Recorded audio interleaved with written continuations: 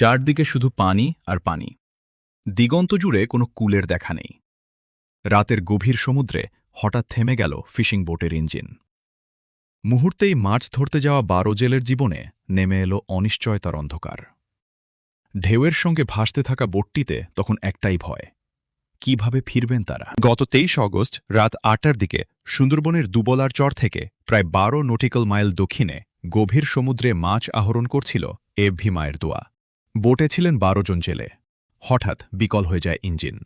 Engine সচল করার চেষ্টা করেও কোনো লাভ হয়নি। চারদিকে উত্তাল সমুদ্র, অথচ বোটটি যেন প্রাণহীন হয়ে ঢেউয়ের হাতে ছেড়ে দেওয়া। সময় গড়াতে থাকে। পরিবার পরিজনের কথা মনে পড়ে জেলেদের।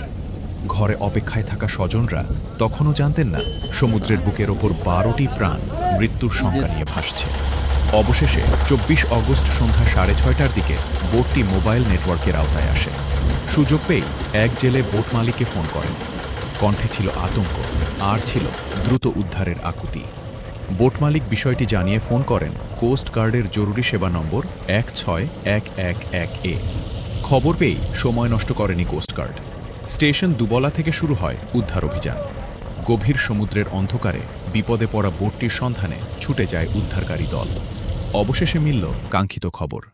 গভীর সমুদ্র থেকে বিকল বোটসহ ১২ জেলেকেই জীবিত উদ্ধার করতে সক্ষম হয় কোস্টগার্ড। মৃত্যুর আশঙ্কা পেছনে ফেলে তীরে ফেরার সুযোগ পেয়ে স্বস্তির নিঃশ্বাস ফেলেন জেলেরা। উদ্ধারের পর তাদের প্রাথমিক চিকিৎসা দেওয়া হয় প্রয়োজনীয় খাবারও। একটু আগেও যারা জানতেন না পরের মুহূর্তে কি হবে, তারাই এখন আবার ঘরে ফেরার অপেক্ষায়। তাদের স্বজনদের কাছেও যেন ফিরে এলো স্বস্তি। সমুদ্র তাদের ১২ জনকে কেড়ে নিতে পারেনি।